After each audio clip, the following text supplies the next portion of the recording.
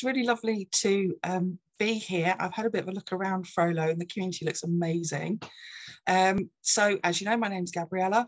I am a safeguarding trainer, and I've been working with children and young people in sort of safeguarding and all sorts of different things for over 25 years. I won't tell you how far over 25 years. My work has taken me working with schools, working with children in care. I've worked in anti-human trafficking, and for the last 5 years I was with the NSPCC. So I've got quite a broad range of experience in safeguarding in general, and with online safety as well. That really came into play with the anti-human trafficking stuff, and we did a lot of stuff at the NSPCC around online safety as well. So I'm pulling up from all of those different experiences and working as a safeguarding trainer, which means that I can kind of be much more involved in community projects and all this kind of thing as well. So I'm really excited to be here. The first thing I want to really acknowledge is that it is okay to feel out of depth with the online world. It is absolutely fine, completely normal and totally understandable. It can be really confusing, even for us as adults who can work things out perhaps a bit easier. It's confusing sometimes for me, and I do a lot of work with online safety. There are lots of things that change all the time. And so it is a confusing place. It's very fast paced, it moves, it changes very quickly. And then when we throw in responsibility for our own kids, that becomes a whole other level. So that's the first thing to say, is to be okay with being not okay about it. And hopefully by the end of this session, you'll have some tools and things that you can use that can really help you. We did have questions submitted. So what I've basically done is taken the questions that we've had submitted and put together something tonight around that. You'll know that if you've got any further questions, you can pop them in the chat, and we can look at putting together some more talks in the new year around that as well. So the first thing to say, apart from that it's okay to be a bit nervous about the online world, is that actually our children are amongst the first generation growing up not knowing what it's like to not have the internet. So for us, we can remember not having the internet. We can remember having to knock at our friends' doors to invite them out because we didn't have mobile phones. We can remember all of that stuff. I'm probably going to show my age quite a lot in this bit because I'm in my 40s and there are parents with younger children who are, you know, quite a bit younger than me. But I remember TV with only 3 channels, and that I was the remote control, because when my mum and my dad said, could you turn the TV over, I had to get up and turn the TV over. We had one phone that was attached to the wall, and you know, that was it. And TV itself stopped broadcasting at night. So, you know, things were totally different.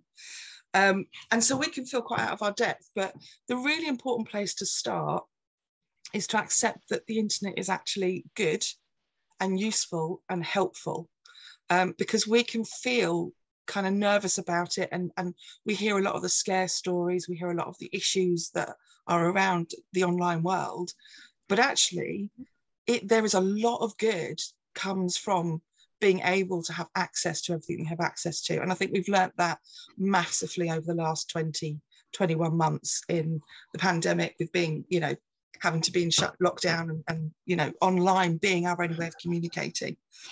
So the online world is a good place depending on how we use it. And for our children, it's very much part of life. It is as real online for them as it is offline. And you'll notice perhaps my language there, because we often say the online world and the real world, but actually it's real world in both of those arenas. So I always say online and offline. And that's how our kids experience it. So online life is just as real for them, and it's really important for us to understand that. So I'm going to pop my, I'm going to share the screen for you, and I'm going to have a little look at some things that I've put together on my PowerPoint. So now you can see everything that I'm doing. Here we go. So here are some examples of life before the internet. We've got all these different phones here. So I don't know how many of you remember the old dial-ups and the agony of people's numbers when they were much higher digits and having to wait for it to come back round. Separate answer machines. and then the excitement when we had press button phones and didn't have to wait for the dial, and then our clunky old mobile phones. So, you know, things have moved on a great deal, and we certainly couldn't get internet on our phones. We played Snake, and that was completely revolutionary. But for our children, they are just very used to the whole idea of being completely able to access everything all the time. We can also be of the opinion that the internet and internet devices, iPads, tablets, phones, whatever, can be really antisocial.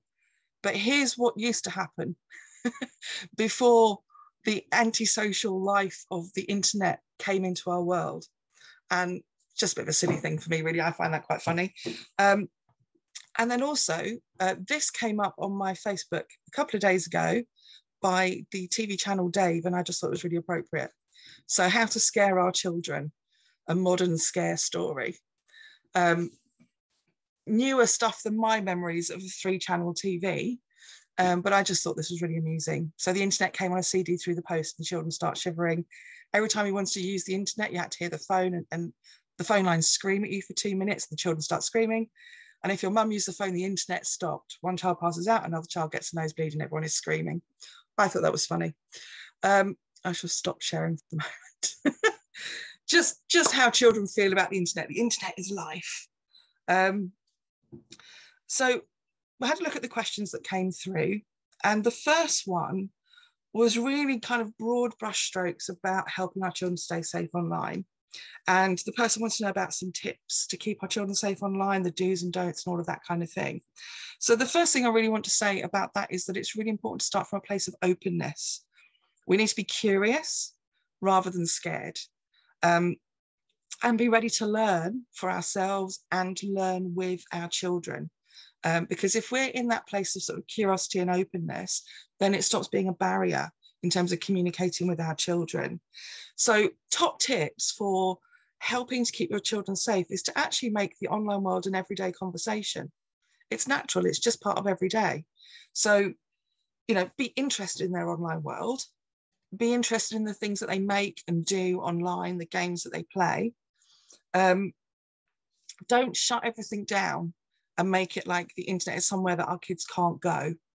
Because when we draw a hard line like that, they want to get involved more. They're going to want to kind of go against what we're saying. And at the end of the day, the online world is here to stay. So completely shutting it off isn't really a healthy option, because they will just try and get on it behind your back. I would say it's really important to be on top of the latest trends.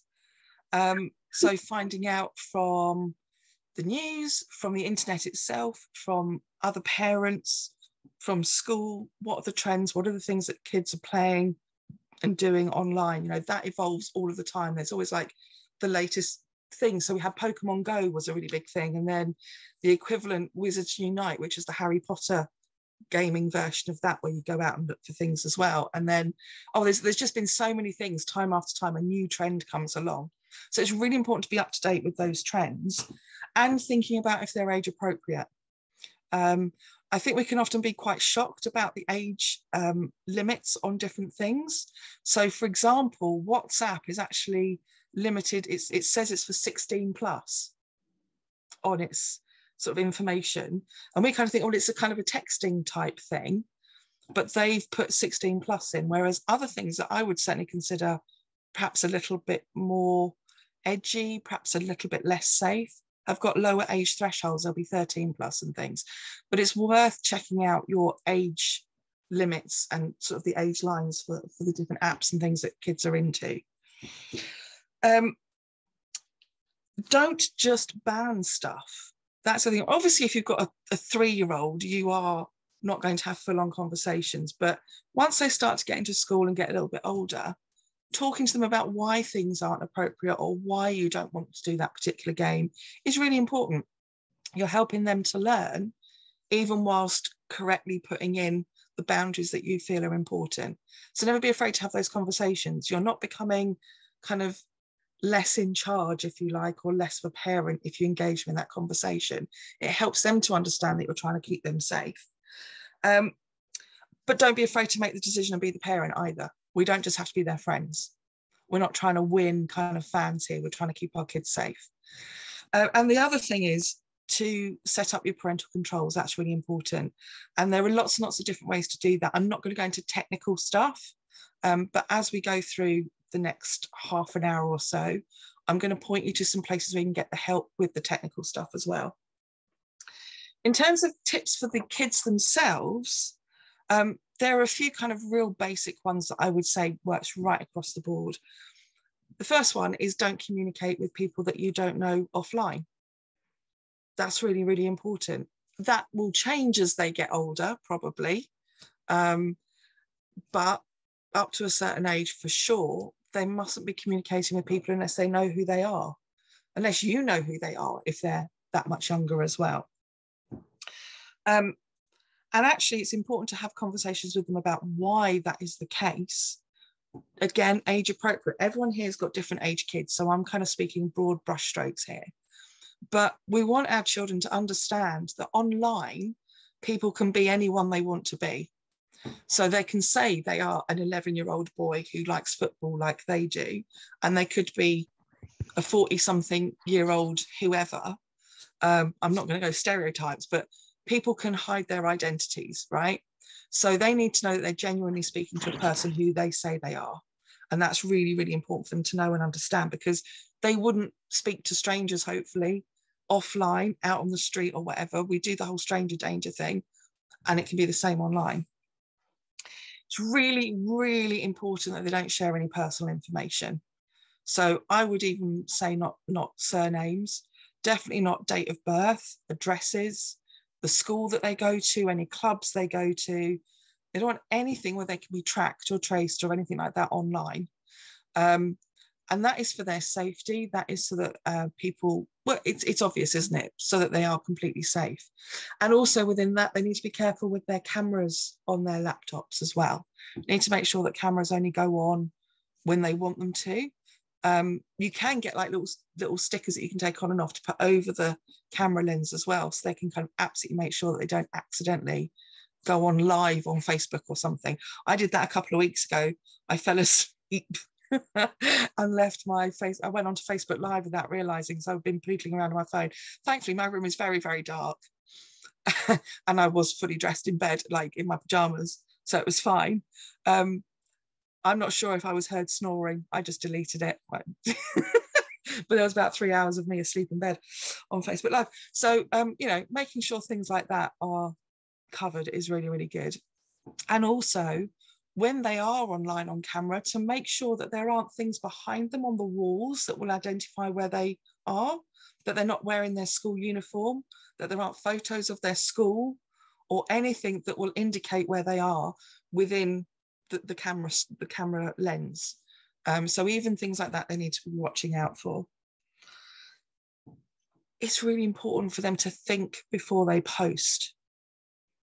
There is a basic kindness about it. Is this kind? Is it fair? Is it necessary?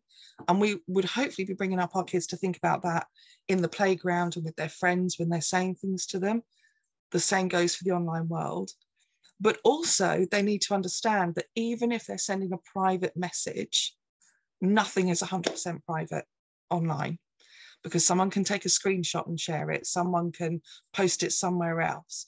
And so they need to understand that nothing is completely secure if they put it online.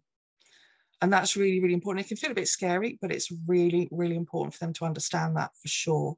So that's something I would absolutely reiterate time and again with them.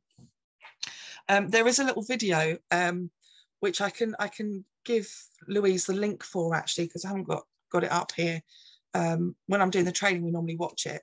It's called Jigsaw, and it's very old, but really, really spot on and pertinent, where this girl is on, I think it's MySpace, actually. That showed you how old it is, or sort of an equivalent. But there's a billboard outside her house, and every time she posts stuff on MySpace, it shows up on the billboard. And it's almost like they're helping our kids to think and kind of learn to consider, if I post this, would I want all my neighbours to see it? Would I want my family to see it? If not, don't post it. Simple as that. Really, really important. Another thing to say is that it's also really important that if they are sent anything that's inappropriate, they should tell an adult that they know and trust straight away. And news for all of us, it doesn't have to be us as the parents, it could be a teacher or anybody, as long as they're talking to someone that they know and trust. But they must never forward that material on. They can screenshot it, or you or the trusted adult look at it, but if it's forwarded on, they become part of that chain, even if they're forwarding it to you. And if it's illegal, then they're actually breaking the law by forwarding it on as well, even if it's for information. So that's really, really important to say for that as well. Another thing, like I said, is to really emphasize speaking to their trusted adults about anything that concerns them. And we have to cultivate a sort of a culture within our families of it being safe to say, I've made a mistake, or something has scared me. It can be really easy as parents to kind of go, oh my gosh, they've done this thing, or they've looked at this thing and I've just got to come down on them and tell them off. We've got to start with, are you okay? How has this affected you? How are you doing with this? Let's look at how we can resolve this situation, because we want them to be able to speak out rather than be fearful of consequences from us as parents or from teachers or whoever. The rest of it can be dealt with. Like, it's fair enough to go, okay, you're going to lose your screen time after we've dealt with the fallout of the actual situation, but we need to start with being a safe place. And it can be so easy to make a mistake. That's the thing. And they can come across stuff without even realizing. So when I was working at NSPCC, we had a campaign about the Wild West online, and they were sort of saying some of the things that you can look up that are completely innocent, but also not. So beaver or cowgirl. And if you don't know what I mean by that, I'm not going to explain, but there are things you can look up, and then you get other things on there that are the other meaning. And so they can come across stuff by accident, and it can quite freak them out. So yeah, we need to think about that and consider making sure they feel safe to talk about things.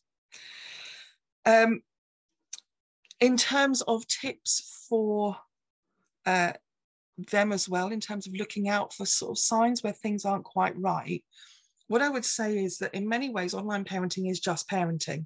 And I think that's really important to say. And I don't mean just parenting like parenting's easy. I mean, it is parenting. It's not like some whole other new beast. So if we're bringing up our children to understand healthy relationships, understand right and wrong, know how they should behave, know how people should behave towards them, understand their boundaries, understand safety, their radar is going to be pretty sharp if something feels off online as well.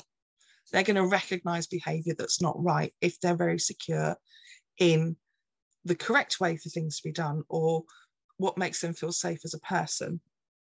And that's really important for them in terms of being aware about things like grooming and stuff as they get a little bit older. So some of the things for them to look out for that perhaps you can pass on to them in your conversations is, and we know this as adults, if something's too good to be true, it's probably too good to be true, right? So if they're being offered free stuff, and if they're being offered these amazing opportunities, or if someone is talking to them like they're more grown up than they are and kind of telling them that they're really special, and this person understands that they're really special and other people probably don't recognize it, that's too good to be true. That's something to be aware of. And they should always check in with an adult that they know if that kind of thing is happening. Like I said, they need to know that people aren't who they always say they are. That's really, really important. Someone could be pretending to be somebody, and that's why knowing offline the people they're communicating with is really important. They need to be aware if someone starts trying, if they're, I don't know, talking perhaps with someone while they're playing a game, or with gaming, quite often, obviously, you've got the chat open and things like that, if that's what they're doing. People start asking, if someone starts asking like lots of questions that are a bit personal and they're trying to find out a lot about them, that would be a bit of a red flag for me. And I'd want any of my, any kids that I work with or know, or any kids in my family, to know that that's a little bit weird. If it doesn't sound like someone of their own age and they're asking quite in-depth questions, that's a bit concerning, and they probably need to step back from that and speak to an adult. Like I said, are they trying to make your child think that they are the only person who respects them? or cares about them. That's a really classic grooming tool to become the only person that a child or an adult as well can trust, because then they become isolated from the people around. They stop trusting the people around they should trust, and they're only believing this other person. And also really encourage your kids to trust their gut feelings. If it's not sitting right with them, they can shut the computer, they can step away. They're not doing anything wrong. They're not obliged to stay on a game or stay in a conversation. If they're not comfortable, even if there's nothing really wrong with it, but they're just uncomfortable, encourage them to trust themselves and acknowledge how they feel. That's really, really important for them to be able to have that sort of trust in themselves. Because as they grow, we want them to be able to recognize, trust, appreciate themselves, and all that kind of stuff that we do as parents anyway. So applying that to the online world is really, really, really important. I don't know if anyone has anything they want to pop into the chat and ask about in terms of that, or any comments, but feel free to do that. Equally, if you wanted to unmute, you'd be very welcome to, if there's anything you want to ask. But that's kind of a roundup of some of those things around generally keeping our children safe, and just bearing in mind that it is parenting. It is parenting. You wouldn't put a toddler on the tube into London on their own, but you start talking to them about street smarts and kind of holding their hand when you cross the road, all of that kind of thing. And as they get older, they're then able to walk ahead of you. Then they're able to do X, Y, Z.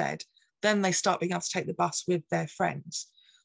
When we're parenting, we want our children to become capable adults who can cope with the world, who understand the world, and who are savvy about the world.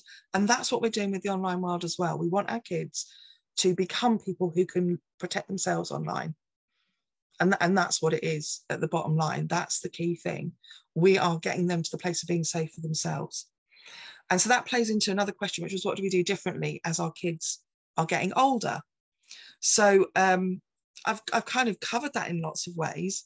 You know your own kids, you know their vulnerabilities, you know the things they enjoy, and you will parent differently to somebody else in life in general and in the online world.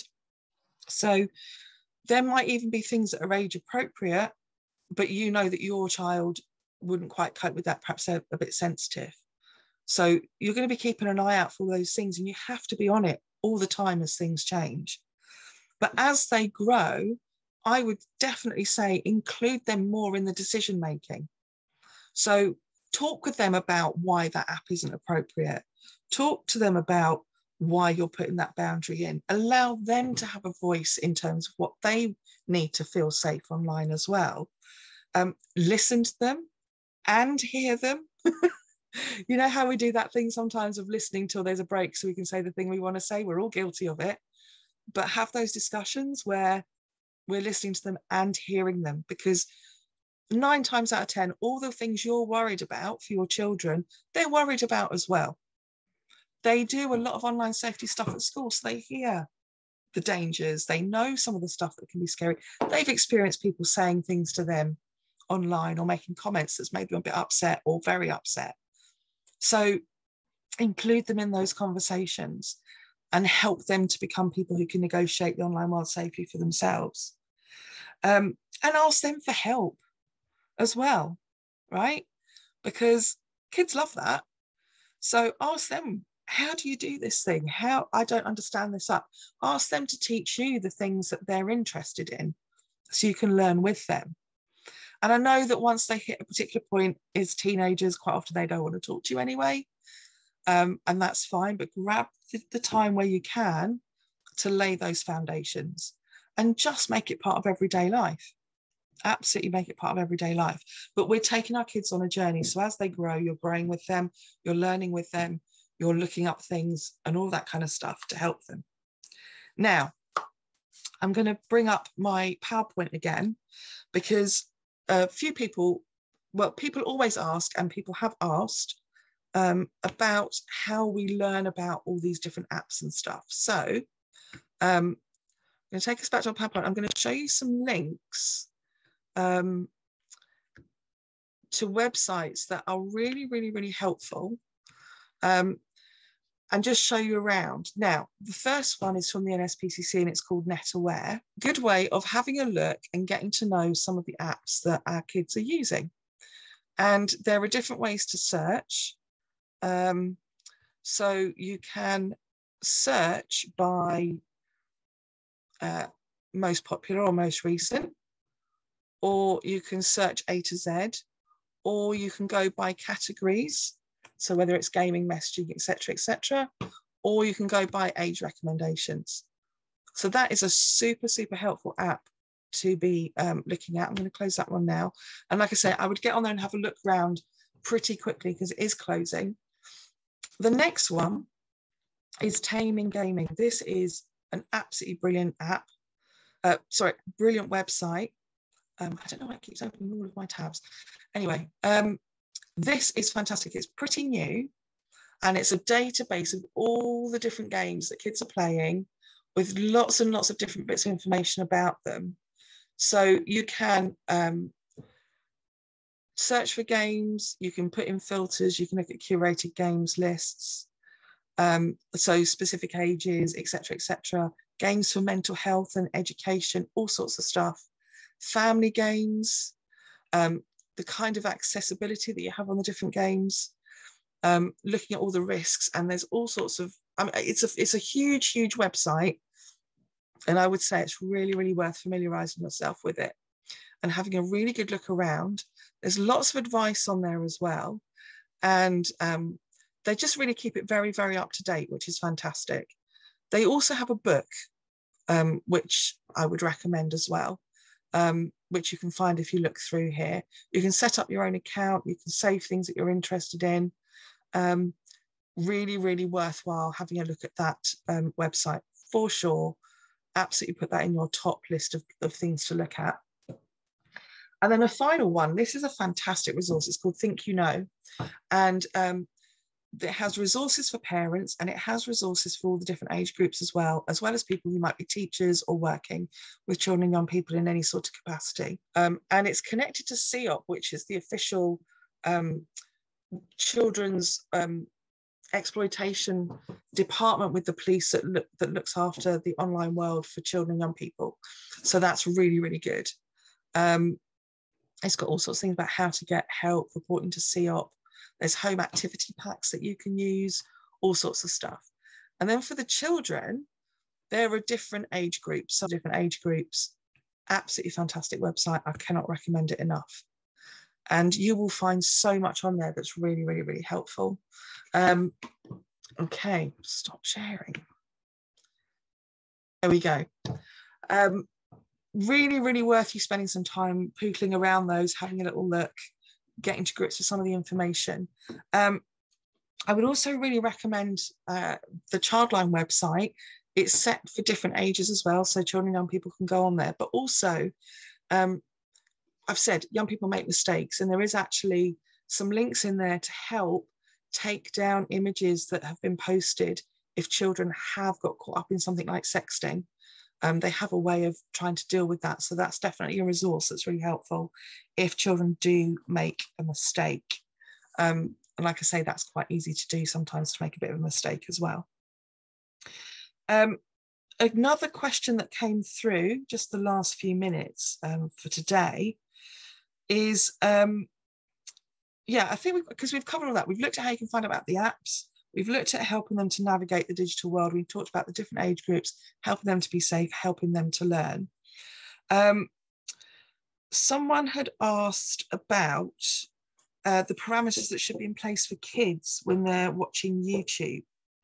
And even with the YouTube Kids, if you're familiar with that one, sometimes things will slip through the net in terms of what's appropriate. So this is a really quick answer for this one. What I would say is, depending on the age of your children, the reality is we need to be supervising, keeping an eye on what they're watching. And certainly for younger children, for me, they wouldn't have access to the internet in their bedroom or somewhere like that. It would have to be somewhere where I can be walking past and just seeing what they're watching. YouTube Kids is brilliant. It has great filters in there, but sometimes things slip through. So I would say keeping supervised, but bearing in mind everything else we've talked about this evening in terms of helping them to ask for help when they need it, talking to them about what's appropriate, what isn't, encouraging them to speak up to you if they are worried or concerned about anything they see. All of those things will come into play with something like that. And I would encourage you as well, again, like I said, with your parental controls. A lot of people don't realise, but that you can actually get in touch with your internet provider and they can set parental controls for different devices. So your internet server will recognise the device that's logging on and will actually have different parental controls or blocks or whatever else, depending on the device. So if you contact your internet servers, your internet provider, they can help you with that. They can really help you set those things up. And also, for example, the O2 gurus, you can book appointments with them and take devices in, and they can help. And with other stores as well, you can go and see people to help you. I know, for example, with Apple stores, you can go in and have time with, I can't remember what they call the ones in Apple stores. Are they gurus as well? Can't remember. But there are lots and lots of different people who can help you set up your parental controls really well. But we have to acknowledge that nothing's 100% foolproof.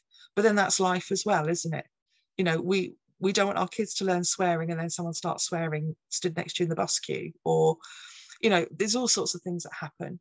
So it is life, and there are things that are going to come up, and it's about your communication as well.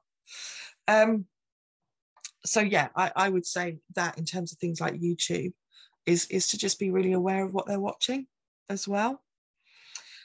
And one other person asked about turning off the chat, just very quickly, because we've got a couple more minutes and I'm going to leave some space if anyone does have any questions. But someone asked about switching off the chat on the different games. Now, with my job, I'm really up on kind of the safeguarding, but I'm not always up with all of the exact technical stuff. So I did a big search this evening around switching off the chat on different games.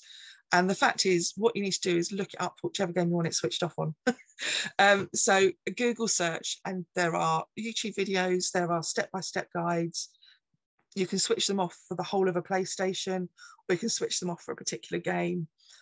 So I would encourage thinking about switching off chat, particularly if they're gaming in like a group where they don't know everybody. But yeah, that I wanted to acknowledge that question, but also to say, like, I can't answer it as such, but it's possible to switch off the chat. You need to look them up depending on the games or the devices that you're using. So that kind of covers everything in terms of the questions that came in. I'm just wondering, because it was a pretty whistle-stop tour, if anyone needs clarification on anything, if there are any questions. If not, we get an early pass, which is great. For people who are tired on a Monday evening. But I'm really happy to take a couple of questions and do what I can to answer them or clarify anything that people want clarified. It's really interesting to kind of point out as well that, again, whilst this feels like, oh my gosh, the internet's caused this problem, we had situations where, I mean, I can remember going to a party and then chatting to people that I didn't know, and then, do you know what I mean? You know, it's pretty much the same in lots of respects. I know there's a wider audience, I know you can get in touch with more people, but the principles are the same. But we have to be really aware, because they have this culture of how many friends have you got on Facebook. I mean, Facebook's considered quite old-fashioned by most kids now, which is quite scary in and of itself. But, you know, how many friends have you got, or how many followers have you got, or how many likes did you get, and all that kind of stuff as well, which can encourage them to want their accounts, say, for example, Instagram, to be open to the public rather than closed, and all those different things. And that, again, is very much about understanding or helping them to have that self-esteem that means that they're not swayed by that peer pressure, that the likes don't matter, that who they are is enough, and their friends are enough, and all of that other work that we have to do as parents or carers or aunts and uncles or whoever we are in a child's life, to affirm them and help them to understand that they are amazing as they are. And we're swimming against a tide, but it's a tide that we can swim against. That's what I really want to say, because I know plenty of kids who just, you know, they've learned that doesn't matter. That's not where they're, what's the word I'm looking for now? that's not where their sort of value and worth comes from. And we want that for our kids in every area of life, to not feel like the value and worth has to come from what other people think all the time. And that's what I mean when I say it's parenting. And parenting is complicated and tough, but we can do it.